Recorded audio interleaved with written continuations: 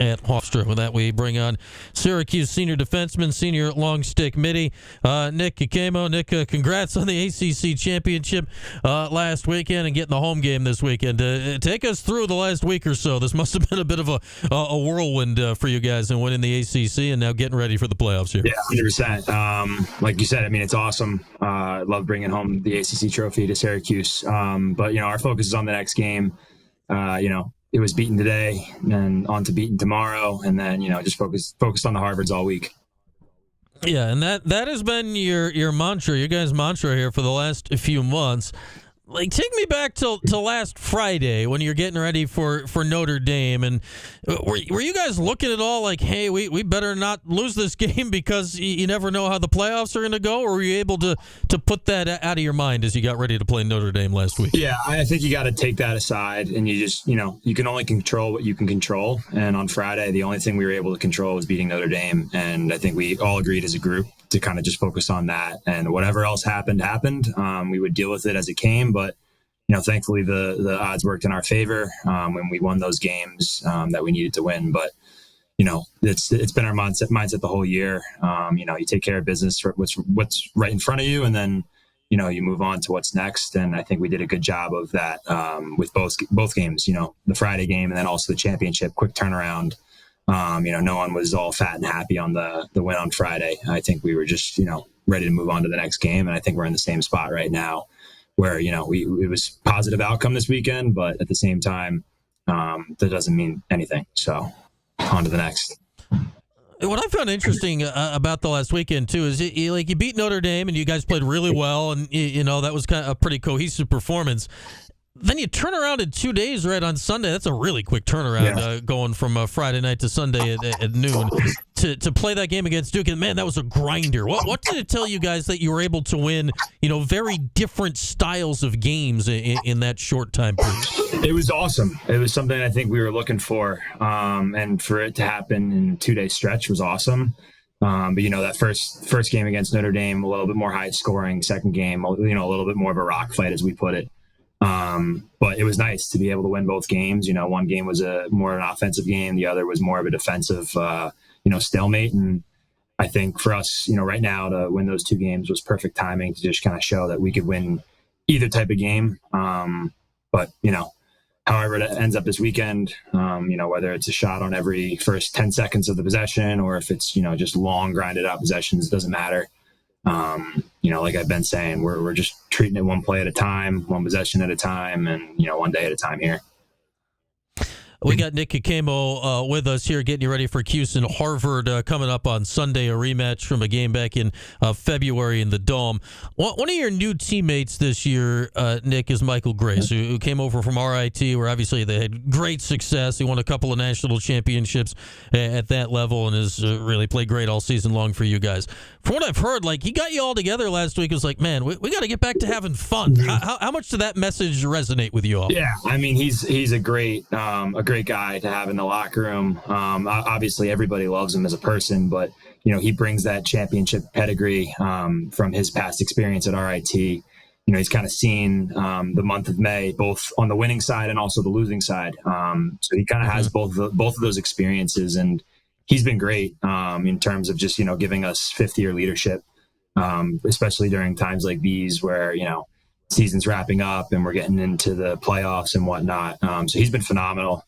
And I think his message last week was that, along with a few other things. And, I think a lot of the guys responded and kind of, listened to him when he spoke. And, it's felt great the last week, just enjoying each other's company and, taking advantage of, every opportunity. And, you're only guaranteed 1 week at a time at this point. And I think that was a big emphasis of just, Monday practice, Tuesday practice, that's got to matter as much as the game. So, he's got great leadership, great voice. Everybody loves him. So, having a guy like that in our locker room this time of year is huge. How important is the idea of fun at this time of the year? Because there can be a lot of pressure, right? Yeah. It's one game, you're done. Everything's on the line now. How important is it to try to keep it light at various points going through May? For sure. I mean, it's very important. And, I'm glad we got to experience, the month of May last year. But it's got to be one day at a time. I mean, that's really all you can control. Is you can't control if you're going to get a good game from the other team or not. But what you can control is how prepared we are.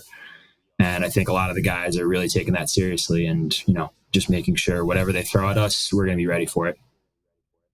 You mentioned May last year. You guys obviously got to play in 2 playoff games last season. What do you take from those 2 games experiences going through it that you think you guys can apply here this year? Yeah, I think just taking it one day at a time is what I learned a lot last year. You can't get caught up in, bracket watching and all that. You got one guaranteed game and that's it, man. So, the only thing you can control is what you prepare and what you put into that week of work. And, that all starts with how you approach the week on Monday. And, yesterday that was, the day we all got back from the travel and whatnot. And I think that was a big day for us to, mentally reset and put that win behind us, enjoy it and embrace it. But at the same time, doesn't mean anything. We're on to the next, and we're very focused for our next opponent. And this week can be very hectic. You're a senior, Nick. There's graduation this week. There's Mother's Day this week. There's one of the biggest lacrosse games of your career this week. How do you parcel out your time and your attention for all that stuff? You just, guaranteed 1 week, and you embrace it and you enjoy it. And you know what? I mean, you're only guaranteed so many opportunities, especially as a senior. And, I'm just enjoying the whole ride, and I'm enjoying every single day. And I'm, making sure I'm doing whatever I can do to beat Tuesday today. And then that's going to carry over tomorrow. I've talked to a lot of guys over the years about this because it is unique, right? With graduation and all this stuff leading right into a lacrosse game this weekend. Mm-hmm. Are you, as a senior, are you doing all of the graduation activities? Some, none? How do you decide to do that with the game sitting out there on Sunday? Yeah, luckily I got to do this last year. So I graduated early. Okay. So I graduated last year. So I'm not walk-in or anything like that where I gotta make sure the parents get the pictures on the graduation stage. So personally, don't have to worry about it. Other guys, they'll deal with it. It is what it is. But I think a lot of the guys are a little bit more focused on the lacrosse game. Our focus is all on this game on Sunday, and just being as ready for that as possible. And graduation, whatever it is, that's in the way, we'll deal with it. We'll figure it out. But no distraction. All right, fascinating game on Sunday as well, too. What's this like getting ready for a team you've already played? Obviously, you just did that twice in the ACC tournament, but this is not a conference opponent. It's not a team before this year you guys have ever played before in Harvard going back. And then, obviously, they came back and got you late. When you look back at that game, what from that game in February applies this week? It's nice that we get to face a familiar opponent. It's definitely a benefit. But it's a bad taste in all of our mouths, and no one's happy about that loss by any means. And it's definitely a little personal for us, this game right here, making sure we get these guys back. But like I've been saying, it's the same thing as anyone. It's a benefit that we got extra film on them from earlier in the year. But, we're just treating it the same. It doesn't matter if it's an opponent we've played 3 times or haven't seen yet. We're putting a lot of work into it, looking back at the game from before, looking back at their most recent games, and just, it's trying to see what we can, maybe do differently. How's your goalie handling it? Jimmy McCool's had a fantastic season with really that game being the one I'm sure he'd probably want to look back on and change, playing against a lot of his high school buddies and all that are on Harvard. How have you noticed Jimmy certainly improve since that day? Because my goodness, he was spectacular down in Charlotte. Oh yeah, I mean, he's phenomenal. He does such a good job of just kind of taking advantage of the moment. Not worrying about what happened in the past or what's going to happen in the future. And he's been doing a really good job, especially the second half of the season, just taking it one game at a time, and he's been showing it on the field, and he's been making a ton of plays for us, and he's been phenomenal. I mean, having a guy like that as our goalie who's such a brick wall, I mean, it makes our job so much easier defensively in terms of sliding and whatnot and what shots we can give up. So having a guy like that's huge. But he's been laser focused, and he's a big proponent of making sure we have some fun too. So, he's a guy that, we see him with all the preparation and work he puts into each game, and he has such a good, positive attitude about it. So that kind of transfers over to everybody else. And we see him, not only performing like he does on the field, but also just his attitude throughout the week of practice. Like, it's pretty inspiring. And it definitely trickles down to everybody else. All right. You've played now. Will Mark was here the last couple of years. He was an All-American. They're just very different styles of goalies, right? Like, both excellent goalies. How different has it been for you guys on defense to play in front of Will and now play in front of Jimmy? I mean, luckily for us, they're both phenomenal. So, I wouldn't say in terms of how we thought of it, it was much different. I mean, we just had two goalies that would make phenomenal saves and, would bail us out from time to time. So, like, it's awesome. Both of those guys, sure, they're, different styles of play and whatnot. But, I mean, if we need a big save, I know Jimmy's going to make it. And it was the same thing with Will. It's the same thing with the rest of the goalies in our goalie room. We have a very, very tight knit and very competitive goalie room. So, any of those guys, they're all capable of making that, big save, big clear, whatnot.